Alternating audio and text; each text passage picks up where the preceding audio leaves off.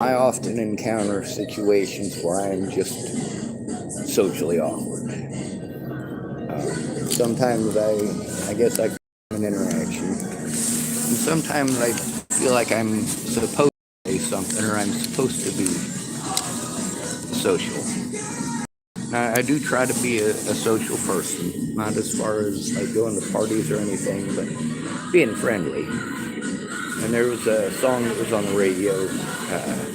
Jeremiah was a bullfrog. Bon on bon. He was a good friend of mine. You guys heard the song. So I went up to the counter and I made a reference to it, and the lady didn't quite get the reference I was making. And when I said the song I was listening to, it made a little bit more sense. But it was an awkward situation created by me trying to be social. Obviously, it's a business establishment, and when somebody walks up to the front, up to the counter, they usually want to buy something. It's not usually somebody who,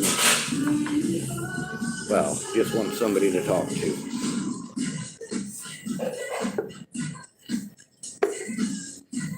So for me, it's not a matter of trying to be socially awkward or trying to weird people out. I've been deprived a while. The closest I get to having friends really is talking to folks over at Denny's or talking to folks here at Starbucks. I guess that's my lot in life. Fight for rights I don't have, fight for people who aren't me, and take a lot of punishment. I still keep trying though. I get that I'm awkward and, a lot of times people are scared of stuff they don't know, don't understand.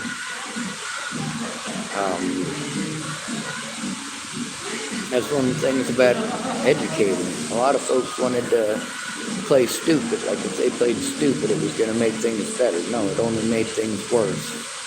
It only allowed the predators to get away to do it to others, and then you want to look the other way because you're cowards. I may be socially awkward, but I'm not a coward. There's a difference between being a good person and being a nice person. Jesus was a good person. A used car salesman is a nice person. Jesus would have chased you with a whip. Used car salesman just trying to make a sale.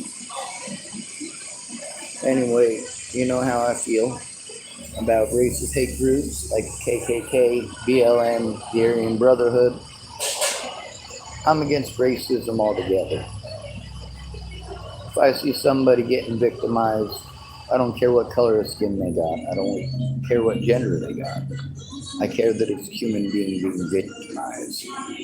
And I'm not going to pretend that they're less of a victim or like they should shut up and go to the back of the bus because of the color of their skin or because of their gender or because of their religion.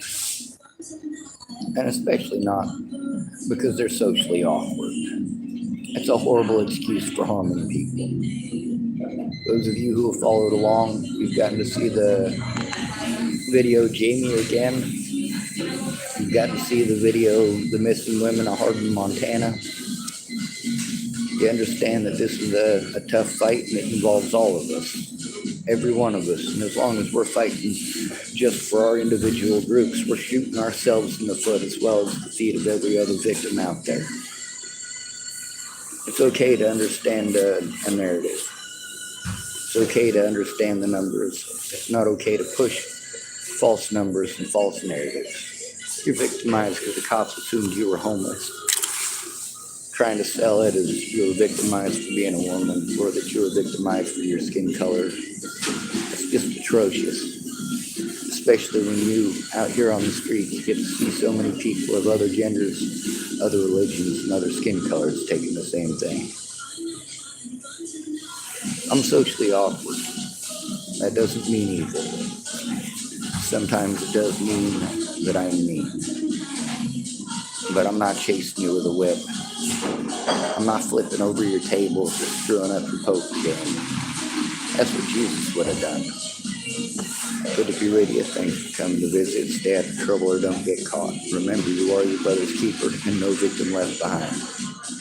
Regardless of skin color, regardless of gender, regardless of religion.